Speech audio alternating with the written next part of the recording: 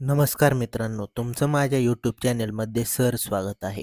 व्हिडिओला सुरुवात करण्यापूर्वी लाईक करा, शेअर करा आणि सबस्क्राईब करा. तर व्हिडिओला सुरुवात करूया. व्हिडिओचं टायटल पाहू शकता, राज्य कर्मचारी संघटनेची बैठक संपन्न. या प्रमुख मागण्यांची घेतली जाणार दखल. काय आहे पाहू आपण सविस्तर. 8व्या वेतन आयोग सोबत महाराष्ट्र राज्य जुनी पेन्शन संघटनेची दिनांक 4 मे 2026 रोजी यशस्वी बैठक संपन्न झाली आहे. या बैठकीमध्ये संघटनेकडून काही महत्त्वपूर्ण मागण्या मांडल्या आहेत. प्रमुख मागण्या पुढील प्रमाणे पाहूया. 1.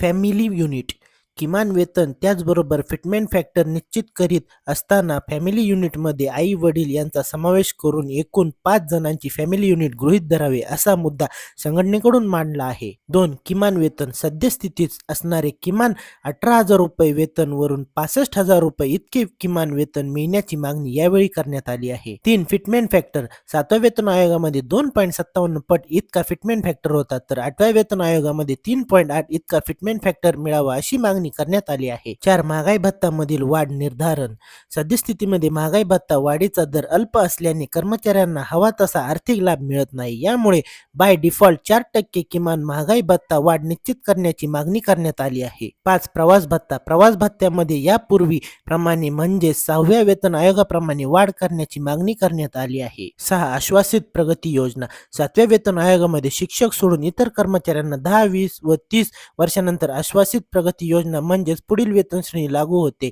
परंतु शिक्षकांनाच 12, 24, 36 हे चट्टोपाध्याय वेतन श्रेणी निवड श्रेणी योजना लागू आहे. यामुळे अशा प्रकारचे भेदभाव न करता सरसकट शिक्षकांना देखील आश्वासित प्रगती योजना लाभ देण्यात यावी अशी मागणी करण्यात आली आहे. 7. वार्षिक वेतनवाढ वार्षिक वेतनवाढ 3% वरून 5% करण्याची मागणी यावेळी करण्यात आली आहे. व्हिडिओ आवडला असेल तर लाईक करा, शेअर करा आणि सबस्क्राईब करा. भेटूया पुढील व्हिडिओत. धन्यवाद.